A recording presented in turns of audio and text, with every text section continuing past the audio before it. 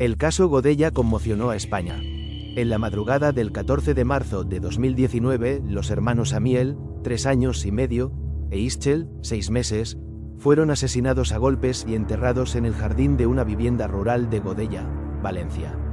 Los culpables eran sus propios padres. Gabriel C. y María G. inició así uno de los juicios por jurado más mediáticos del año, con arraigadas creencias sectarias y patologías mentales de fondo.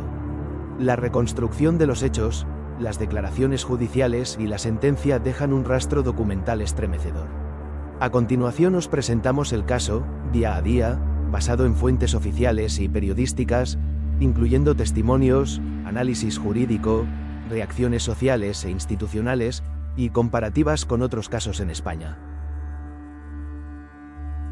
Gabriel C. y María G. vivían de manera precaria en una casa de campo ocupada ilegalmente en Godella. Él, de 30 años, con formación en artes escénicas, era descrito por familiares y testigos como un hombre de apariencia tranquila pero personalidad carismática y oculta. Según la fiscalía, Gabriel era manipulador, autoritario y hasta camaleónico. Por su experiencia teatral, logró aislar a María y sembrarle ideas irracionales. Ella, también de 30 años, madre primeriza de Amiel e Ischel, había sido diagnosticada previamente con trastornos de ansiedad, pero su enfermedad mental se agravó de forma alarmante en los meses previos a los crímenes. Los allegados narran que la pareja vivía convencida de ser perseguida por una secta ocultista. Se turnaban para hacer guardias nocturnas y evitaban salir de la casa. Creían que una secta les acosaba y abusaba sexualmente del niño, y que debían proteger a sus hijos de un supuesto sacrificio ritual. En este ambiente de paranoia, María llegó a afirmar a amistades: «Soy María Magdalena, y yo soy Jesucristo, vosotros los apóstoles». Un día incluso envió a su madre un mensaje de despedida suicida: «Gracias por todo, Creador. Me voy contigo. Adiós, mamá». Estos indicios inquietaron a la familia. La abuela materna denunció en varias ocasiones el extraño comportamiento de su hija, advirtiendo de sus delirios y hasta solicitando ayuda judicial y social. Sin embargo, aquella tormenta burocrática de avisos no activó las medidas necesarias a tiempo. En resumen, los padres presentaban el perfil de dos personas aisladas con creencias extremas, él actuando de líder controlador y ella, muy influenciable y con brotes paranoides no atendidos, aunque ambos amaban a sus hijos según familiares. La noche del crimen, entre las 10 de la noche del 13 de marzo y las 4 de la madrugada del 14 de marzo de 2019, Gabriel y María aplicaron su perturbado plan. Convencidos de que sus hijos estaban poseídos o abusados por la ficticia secta, primero los sometieron a un baño purificador en la piscina de la casa. Seguidamente, ambos menores recibieron multitud de golpes violentos, principalmente en la cabeza, que les provocaron la muerte. En opinión de la Fiscalía y según la sentencia judicial, actuaron de común acuerdo en ejecución de tal plan, haciendo y dejando hacer el uno al otro, es decir, se alternaron en la agresión o colaboraron mutuamente. Después de golpear a los niños hasta el fallecimiento, enterraron los cuerpos en fosas separadas en el jardín de la finca. Las primeras horas tras el crimen estuvieron marcadas por la confusión de los padres. Hacia la madrugada del 14, varios vecinos alertaron a la policía al ver a una mujer desnuda y ensangrentada correteando por la calle, y al llegar encontraron solo al padre, Gabriel, en la parcela. Él, con arañazos en el rostro, se mostró extrañamente tranquilo y calmado, incluso aseguró a los agentes: «No se preocupen, están muertos», pero luego añadió de forma incongruente que los niños estarían con su abuela materna. Mientras tanto, María permanecía oculta en la propiedad.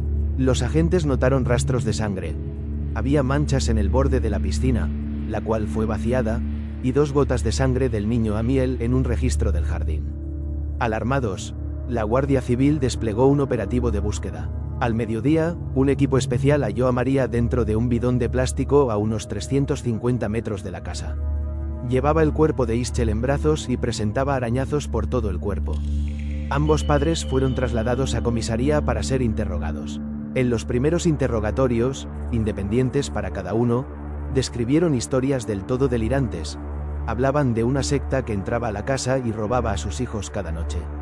Contaron que la purificación, con el baño consistía en arrojar a los niños al pozo de la finca y que ellos tenían que matarlos para que renacieran al más allá. Pero los investigadores vieron que estos relatos carecían de sentido práctico.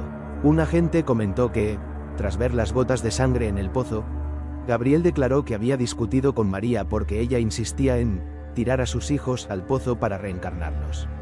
Otro añadió que Gabriel, definido como excesivamente tranquilo, manifestó técnicas de relajación tras los asesinatos, habló de extraterrestres, reencarnación y cultura maya, coincidiendo con búsquedas en su móvil sobre sectas pedófilas, desplazamientos astrales o solemnidades religiosas.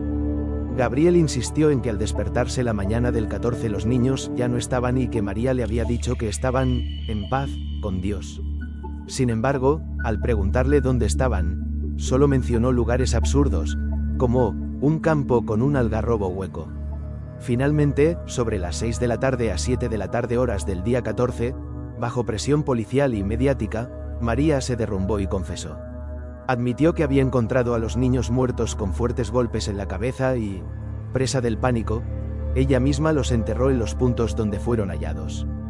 Guiados por ella, los agentes encontraron los 2 cadáveres en las fosas del jardín. La Guardia Civil resumió en su informe: en la fosa de Amiel el cuerpo estaba desnudo, con abundante sangrado nasal y auricular debido a una fractura craneal. El de Ischel estaba envuelto en una manta mojada pero, también, con fractura de cráneo incompatible con vida. Ante las evidencias, ropa manchada de barro y sangre del niño hallada en la finca, y la versión final de María, los investigadores consideraron que resultaba complejo creer la coartada del padre de que no sabía nada. Para ellos, resultaba poco probable que Gabriel no se percatara de nada. El menor Amiel había sido golpeado junto a la piscina donde se halló sangre, a pocos metros de la casa, y luego ambos niños enterrados en la misma propiedad. Se concluyó que lo más probable es que ambos progenitores participaran en el asesinato. Primero aniquilaron a uno de los niños tras el baño ritual y entierro, y luego repitieron el proceso con el otro. El juicio conjurado popular contra Gabriel y María arrancó el 31 de mayo de 2021 en la Audiencia Provincial de Valencia. En la primera sesión se seleccionó al jurado, 9 titulares más 2 suplentes, tras 4 horas de deliberación. También se leyeron los escritos de acusación y defensa. El fiscal Javier Baeza calificó el caso como el más brutal de su carrera, pues no hay nada más atroz que los padres matando a sus hijos. El Ministerio Fiscal pidió para el padre la pena máxima, 50 años de cárcel, 25 años por cada asesinato, con agravante de parentesco, y solicitó que ambos indemnizaran con 300.000 euros a cada grupo de abuelos. Para la madre, declaró inimputable, por padecer esquizofrenia paranoide aguda, y solicitó 25 años de internamiento psiquiátrico, máximo legal. La defensa del padre pidió su absolución alegando que él había estado durmiendo toda la noche y que fue solo la madre quien cometió los asesinatos. De igual forma, la abogada de la madre aseguró que María únicamente enterró a los niños ya muertos, por lo que solicitó también su libre absolución. En suma, la acusación pública mantuvo que ambos actuaron en conjunto, bañando a los niños y matándolos motivados por las creencias místico-religiosas inculcadas por Gabriel, mientras que cada defensa descargó toda responsabilidad sobre el otro. A lo largo de 7 sesiones, el tribunal escuchó cerca de medio centenar de personas, agentes policiales, médicos forenses, psicólogos, trabajadores sociales, amigos y familiares. Entre los testimonios más impactantes, la abuela materna, Noemí, relató su impotencia al ver cómo María cambiaba a peor y pedía ayuda sin respuesta. 3 amigas cercanas contaron que Gabriel repetía en voz alta que él y María eran reencarnaciones bíblicas, y describieron episodios en que él controlaba los correos y conversaciones de María e incluso les decía a veces que fueran Jesús y María Magdalena. Agentes de la Guardia Civil y Policía Local detallaron las labores de investigación descritas antes. En la cuarta sesión, 3 de junio, los forenses del Instituto de Medicina Legal declararon que la autopsia no dejaba dudas. Los niños murieron tras recibir impactos repetitivos y con una tremenda violencia. Uno de ellos explicó que Amiel había sufrido múltiples contusiones. Probablemente lo alzaron primero de los brazos sin violencia inicial y luego lo golpearon violentamente contra una superficie dura, señalando el borde de la piscina, y arrastraron el cuerpo unos metros. Los 4 médicos coincidieron en que Amiel falleció en pocos minutos por el severo traumatismo craneoencefálico, sin signos de defensa ni traumatismos compatibles con caídas lejanas. El informe añadió que Ischel tenía el cráneo, partes reducidas a pasta, por los golpes recibidos, evidenciando una muerte instantánea a consecuencia de varios impactos muy repetitivos, con gran fuerza. No se encontró el arma, quizá usaron piedras, pero sí una chaqueta de María con barro y sangre de Amiel. En su testimonio, Gabriel C. negó haber participado. Dijo que María le confesó que ella sola había matado a los niños. Me dijo: no pasa nada, los he matado, puedo hacerlos renacer, y alegó que él dormía en la casa sin enterarse de nada. Por su parte, María G. afirmó haber estado en un delirio completo esa noche. Insistió en que creía que el ritual era obra de la secta, pero acabó insinuando que Gabriel pudo planearlo. Estuve meses convencida de que los había matado la secta. Pero creo que fue él, porque estuvo despierto toda la noche, lo tenía todo planeado.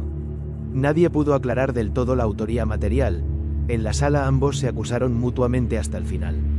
Tras 2 días de deliberación, 8 a 9 de junio, el jurado se pronunció. La pareja fue hallada culpable por unanimidad. El 16 de junio de 2021, la sección tercera de la Audiencia Provincial dictó sentencia. Concordando con el veredicto, declaró probado que los padres asesinaron el 13 de marzo de 2019 a sus hijos, con muchos golpes en la cabeza. El tribunal impuso a Gabriel 2 condenas de 25 años, total 50, con límite de cumplimiento de 40, por 2 delitos de asesinato con agravante de parentesco, más 10 años de libertad vigilada. A María la absolvió de los asesinatos aplicando la eximente completa de anomalía psíquica, esquizofrenia paranoide. En su lugar le decretó medidas de seguridad, hasta 25 años de internamiento en un centro psiquiátrico acorde a su patología, con límites legales de cumplimiento y seguimiento similar. Ambos deberán indemnizar solidariamente 300.000 euros a los abuelos maternos y 300.000 euros a los paternos. De acuerdo con la ley, la madre fue puesta en libertad bajo custodia médica y trasladada al Hospital Psiquiátrico La Fe de Valencia para seguimiento, pues en el momento de cometerse el delito ella sufría un brote agudo de esquizofrenia paranoide que anulaba completamente las bases psicobiológicas de su imputabilidad. El padre, en cambio, continuará cumpliendo prisión preventiva, límite 40 años, en la cárcel de Picassent. En diciembre de 2022, el Tribunal Supremo ratificó definitivamente la condena a Gabriel y confirmó la absolución de María. Desde el punto de vista legal, el caso Godella puso en juego varias figuras del Código Penal español. Primeramente, los delitos principales son 2 asesinatos agravados por parentesco, art. 140 CP, cometidos contra menores a cargo. El juez aprovechó el límite de pena máxima, 40 años, incluso para cada asesinato debido a la acumulación, límite también 40. Las agravantes contempladas fueron el parentesco y la premeditación implícita en el plan conjunto. No consta en sentencia atenuante alguna. El Ministerio Fiscal calificó a Gabriel como autor material, inductor, de ambos homicidios y pidió 50 años, mientras que consideró a María autora sometida a él, reclamando su internamiento psiquiátrico por inimputabilidad completa. La cuestión de la imputabilidad, capacidad penal, fue central. El tribunal determinó, basado en peritajes psiquiátricos y la propia declaración de la acusada, que María G. sufrió en el momento del crimen un brote psicótico de esquizofrenia paranoide que anulaba su voluntad e inteligencia. Jurídicamente, esto equivale a la eximente absoluta de trastorno mental, art. 20,1 CP, por ello queda inimputable de los asesinatos. Por contra, Gabriel no presentaba ninguna enfermedad mental que afectara su voluntad, por lo que fue declarado plenamente imputable. En consecuencia, solo él afrontó penas de cárcel. Respecto a las penas solicitadas, el fiscal pidió 25 años por cada asesinato a Gabriel, sumando 50, y solicitó 25 años de medida de seguridad para la madre, internamiento en psiquiátrico. El veredicto del jurado, firmado por 9 ciudadanos anónimos, determinó la culpabilidad. Correspondió al juez convertir ese veredicto en la sentencia final.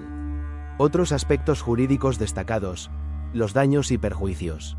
La sentencia exige que ambos padres paguen 300.000 euros a los abuelos paternos y 300.000 euros a los maternos, 600.000 euros en total, como indemnización por la pérdida de sus nietos. Además, tras cumplir la pena, Gabriel tendrá 10 años de libertad vigilada, lo cual se aplica a delincuentes graves con agravantes. A María, tras el internamiento psiquiátrico, hasta 25 años, también se la sometería a un período de libertad vigilada de 10 años, como medida de seguimiento sanitario. Finalmente, el jurado popular jugó en este proceso el papel decisivo de juzgar hechos y culpabilidad. Acusación y defensa explicaron en sala la responsabilidad de cada uno ante ellos, reservando la imposición de la pena al juez, respetando los límites legales. El caso ejemplifica cómo el derecho penal español trata de forma diferenciada al autor enfermo mental frente al autor voluntario, aplicando penas de seguridad en lugar de privativas de libertad.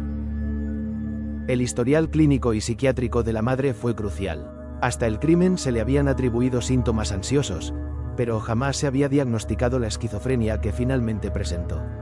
Durante el juicio, reconoció ella misma que la noche de los hechos cayó en un brote psicótico. Estaba en un delirio completo que tardé en quitarme entre 3 y 6 meses. Sus delirios incluían ideas mesiánicas, se autodenominó María Magdalena o Jesucristo, y paranoias conspirativas. Antes del suceso, varias señales de alarma habían pasado desapercibidas. A mediados de marzo envió el famoso WhatsApp suicida. La abuela lo denunció al juez de guardia. Los servicios sociales abrieron un expediente de protección el mismo 13 de marzo, y la policía local acudió sin detectar nada alarmante, pese a su agitación. Tras el crimen, y una vez detenida, los informes psiquiátricos confirmaron una esquizofrenia paranoide aguda, incoativa durante el asesinato. En palabras del tribunal, en ese instante, quedaban anuladas las bases psicobiológicas de su imputabilidad. Es decir, legalmente carecía de voluntad y entendimiento para el acto. Antes y después, María pasó por varios hospitales psiquiátricos. Tras su confesión fue trasladada primero a la Unidad de Psiquiatría de la Fe, Valencia, y luego al Hospital de Salud Mental de Llíria para tratamiento. En prisión provisional también se le aplicó un protocolo de atención psiquiátrica. Incluso el día del entierro de los niños acudió con uniformes anticuchillo y acompañada de psicólogos. Los médicos intervinientes remarcaron que no había respondido previamente a solicitudes de ayuda y que lo más grave de su enfermedad, el brote del 13/14M, solo se diagnosticó tras los asesinatos. El retrato psicológico de la pareja combinó la violencia con el fanatismo. Gabriel C. se mostró frío y tranquilo en el juicio. Según testigos, llevaba una vida ensimismada, grave, pero hablaba de temas fantásticos, ovnis, dioses antiguos. Fue calificado por el fiscal como manipulador y autoritario, capaz de abducir a María con su dominio. Su propia defensa admitió que transmitía a otros que creían ser víctimas de una secta, pero negó forzar a nadie. La investigación reveló que Gabriel había buscado en internet rituales mayas de muerte y liberación, y que incluso dejó escritas en un cuaderno enseñanzas de nueva era. En el aula se comportó con excesiva calma y sin mostrar emociones, de tal modo que varios peritos dudan cómo pudo asesinar a 2 hijos sin resistencia visible de la madre. María G. fue descrita como una mujer frágil, impresionable y plenamente dominada por Gabriel. Amigos y familiares la veían cariñosa con los niños, sin historial de agresividad hacia ellos. Su abogada afirmó que nunca tuvo una reacción violenta hacia sus hijos, y resaltó que María amaba a los bebés hasta el punto de querer recuperarlos cuando fueran niñas. Sin embargo, esa misma abogada admitió que María llegó a verse a sí misma como una mártir que salvaba las almas de sus pequeños a costa de un sacrificio extremo. En sala, María oscilaron entre la confesión inicial, ante psiquiatras, de que ella mató a sus hijos y su versión de entonces, y la nueva durante el juicio en que atribuía los hechos a Gabriel. En resumen, el perfil extraoficial de los padres refleja una familia disfuncional bajo el yugo de delirios compartidos. El padre actúa como líder fanático y la madre como seguidora vulnerable. Los expertos presentes en el juicio subrayaron la ausencia de violencia paterna previa hacia la madre, pero sí evidenciaron abusos verbales, insultos, amenazas con cuchillo, en la pareja. El fiscal, citando a testigos, afirmó que Gabriel le gritaba a María e incluso se puso violento con ella en repetidas ocasiones. Esto refuerza la idea de que Gabriel implantó el ritual en la mente de María en un retiro espiritual en México meses antes, basándose en doctrinas mayas, y luego decidió matarlos bajo esa oscura creencia. La repercusión mediática fue intensa desde el hallazgo de los cadáveres. Prensa nacional y local siguió el juicio paso a paso. Editoriales y lectores expresaron indignación por las claras señales ignoradas. Un editorial de La Vanguardia tituló explícitamente: "Falló el sistema", quejándose de que la familia vivía en una chabola y nadie hizo nada, pese a múltiples alertas. Las redes sociales se inundaron de comentarios críticos. Muchos señalaban la incapacidad de los servicios sociales, la falta de coordinación policial y la desinformación vecinal. Asociaciones de protección infantil y políticas de infancia demandaron explicaciones. Por ejemplo, el Colegio Oficial de Trabajadores Sociales de Valencia reconoció públicamente que los protocolos han fallado en este caso. En el Parlamento valenciano incluso se abrió una investigación interna sobre la denuncia previa de la abuela. Los medios subrayaron la brutalidad del crimen. Un periodista lo calificó de doble filicidio con tintes de ritual, en ABC, y la historia de los padres. La opinión pública reflexionó sobre los temas que mezcla: salud mental, sectas, violencia doméstica. Abunda en columnas el argumento de que la tragedia pudo ser evitada con medidas preventivas. Por ejemplo, Telemadrid tituló: "La abuela de los niños asesinados en Godella presentó denuncia un día antes". En los artículos también se aludió al creciente fenómeno de violencia vicaria, cuando un progenitor agrede a los hijos para dañar a la pareja, comparando el caso con otros recientes en España. En la comunidad de Godella se vivió una consternación general. El entierro de Amiel e Ischel se celebró a puerta cerrada el 22 de marzo de 2019 en el cementerio de Rocafort, con unas 40 personas, familiares y amigos, presentes y custodiado por la Guardia Civil. La abuela materna acudió junto a otros familiares cercanos y un equipo de psicólogos acompañó a los dolientes en ese momento tan duro. Los vecinos comentaron el caso con tristeza y shock, mientras el colegio local y los servicios municipales guardaron luto. La administración local, Ayuntamiento de Godella, evitó dar declaraciones oficiales en los medios, pero luego declaró públicamente su solidaridad con la familia extensa y prometió revisar protocolos de atención a menores en riesgo. Los hechos pusieron sobre la mesa errores claros en los sistemas de protección. Ya se ha citado que la abuela materna alertó hasta 4 veces sobre el riesgo de los niños, incluyendo denuncias en juez de guardia y servicios sociales, sin conseguir medidas suficientes. El informe policial relata que el juez de guardia ordenó proteger a los menores inmediatamente cuando recibió la denuncia el 13 de marzo, pero la comunicación de la orden quedó atascada hasta el día siguiente. Así, mientras la Guardia Civil ya buscaba a la familia aquella mañana, la policía local visitó la casa sin percatarse de peligro inminente. Los servicios sociales abrieron un expediente de protección de menores el 13 de marzo tras la llamada del teléfono del menor, pero no se completó ninguna intervención efectiva antes de la noche del 14. El caso Godella derivó en críticas al funcionamiento conjunto de salud mental, educación y servicios sociales.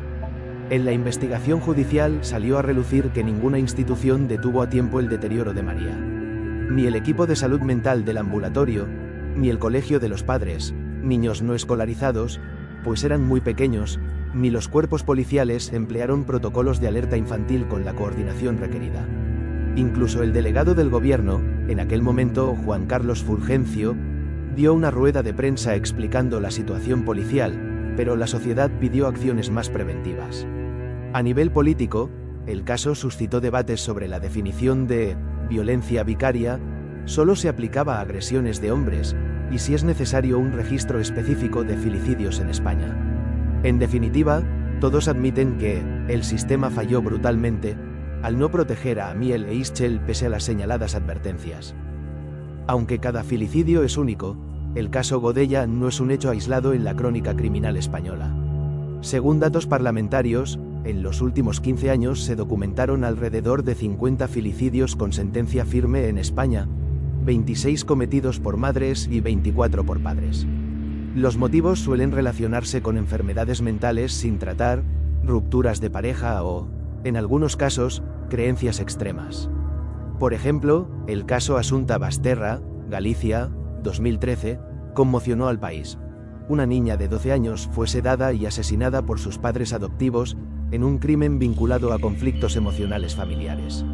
Otro recordado es el de José Bretón, Córdoba, 2011, quien mató a sus dos hijos de 6 y 2 años con premeditación para vengarse de su exmujer. Comparado con estos, el suceso de Godella añade la singularidad de las creencias esotéricas, aunque en otros crímenes se han visto sectas o ritos, por ejemplo, la familia Alcácer de Betanzos, 1995, con tintes ocultistas. La trama de Godella con baño purificador es particularmente atípica. En todos estos casos, la reacción social fue similar: reflexión pública sobre la importancia de la salud mental, la detección temprana de riesgos en la infancia, y la necesidad de proteger siempre a los menores incluso ante situaciones familiares complejas. Este desgarrador caso nos deja varias lecciones. La primera es humana y trágica. 2 niños inocentes perdieron la vida por la locura de quienes debían protegerlos. La segunda es social. Las instituciones deben escuchar y coordinar mejor cuando una abuela angustiada señala un peligro evidente. Y la tercera es de concienciación. Nadie está libre de sufrir un quebranto mental grave que, sumado a aislamiento social, puede convertir el hogar en una trampa mortal. En definitiva, la historia de Godella exige preguntarnos cómo reforzar los mecanismos de prevención y respuesta para que semejante crueldad no vuelva a repetirse. Amiel e Ischel nunca tendrán voz para contar su historia, pero su recuerdo nos obliga a no olvidar. Si este relato te ha parecido esclarecedor y quieres profundizar en otros casos de True Crime y sus implicaciones, no olvides darle me gusta al vídeo, suscribirte a nuestro canal y activar la campana de notificaciones.